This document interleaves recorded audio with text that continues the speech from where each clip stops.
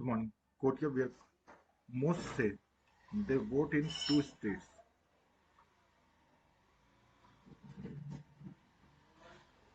Voters in Kotia on the border between Andhra Pradesh and Odisha are caught up in two states' decades long territorial conflict, but they are not complaining.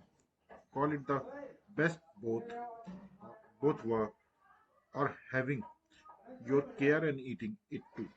But Kotia voters claim they have a rare privilege, the ability to vote in two states.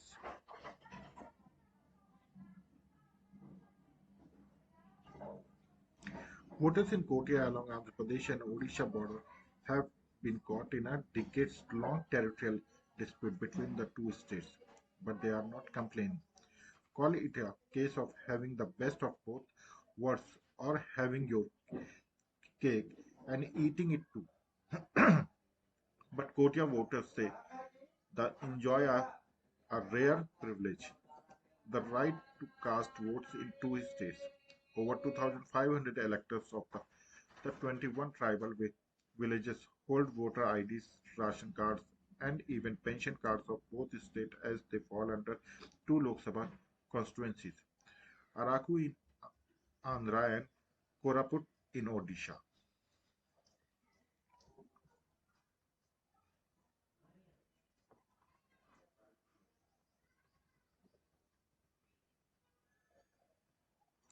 In 1968, Odisha moved Supreme Court laying claim to the villages. The court, however, ruled that interstate boundary issues fall outside its jurisdiction and can only be resolved by Parliament. Consequently, a permanent injunction was imposed, restraining either of the states from taking any action.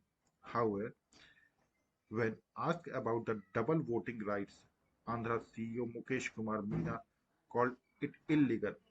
One person can cast only one vote at the location. Enrollment in two states is illegal. One should cancel the registration on one state to enroll in another, he said.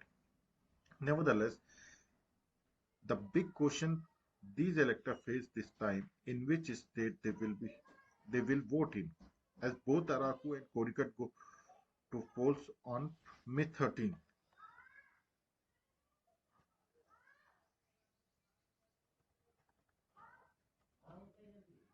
To get a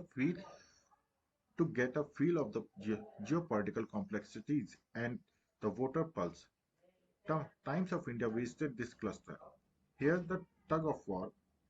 Andhra claims the villages belong to its Parvathipuram Maniam district, while Odisha asserts they lie in Koraput.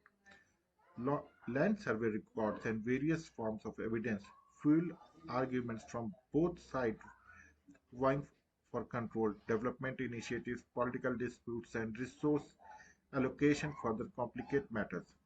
In the run run-up to elections, debates here center around the contrasting approaches of the two states. Odisha's infrastructure push versus Andhra's welfare programs. Odisha has made significant inroads, cementing its presence with concrete roads connecting villages to Kotia.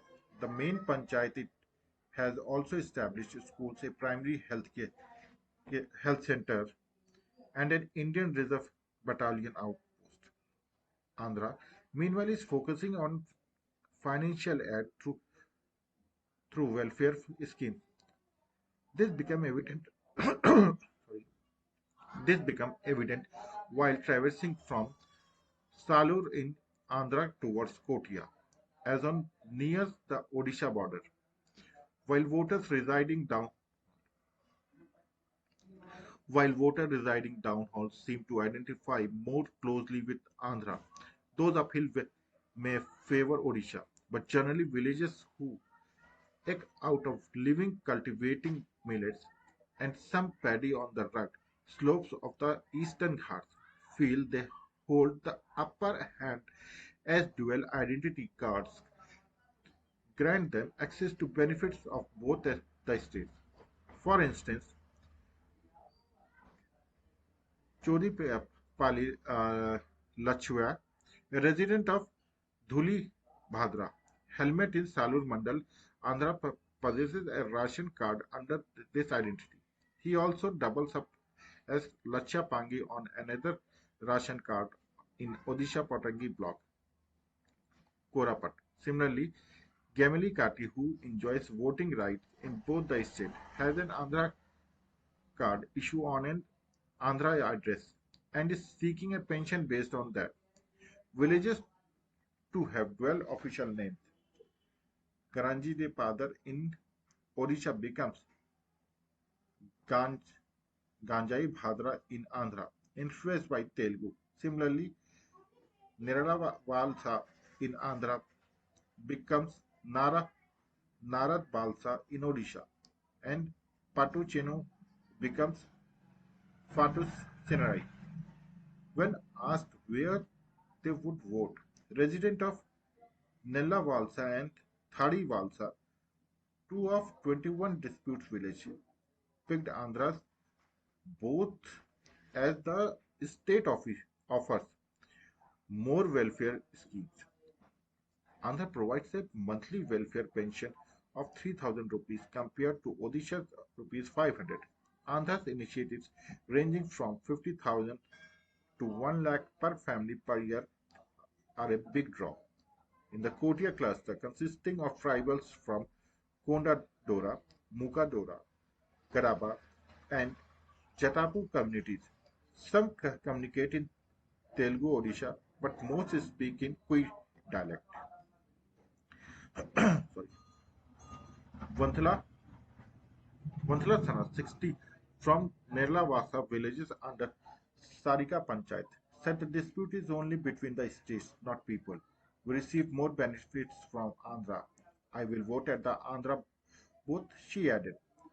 Abigail, who to receive benefits from both the states, said he would support Odisha as their culture is closer to that of the tribals of Koraput. However, the benefits have not translated into uplift.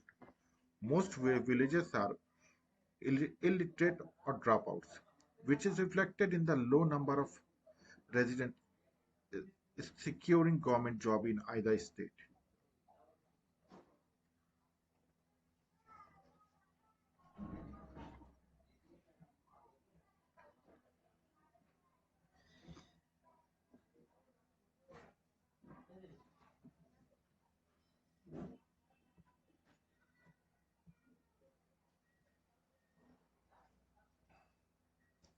Thanks to BJP Clever's campaign pitch, Rajasthan appeared to have bought into Modi Ka Parivar. The slogan also taps into most voters' view that politicians must provide and care of them. At his state election launch rally in Kotputli in northern Rajasthan, where voters will go to polls in April 19, Modi addressed the crowd as his parivar. You are my family, he said. India is my family. For BJP, the country is our family. But for Congress, it's their own family that matters more than the country. Rajasthan has always stood against dynastic politics, he added. In 2014, ousted, it ousted Congress from all 25 of the state's Lok Sabha seats, and it will always act as a shield against the forces of Parivarwadi. Parivar versus Parivarwadi in this attack on Congress, which had stood up fairly well to BJP in Rajasthan, winning Parivar versus Parivarwadi. In his attack on Congress, he had stood up fairly well to BJP in Rajasthan, winning 99 seats versus BJP 73. In the 2018 Assembly election, Modi's Parivarwadi meant more than dynasty or inherited rule. He was referring to political fam- familism, or the placement of the once one once own people above all else. Modi has been slating Parivarwadi for a couple of years now. In a speech he gave in Hyderabad in May 2022, he denounced of Telangana's Parivarwadi party as the biggest.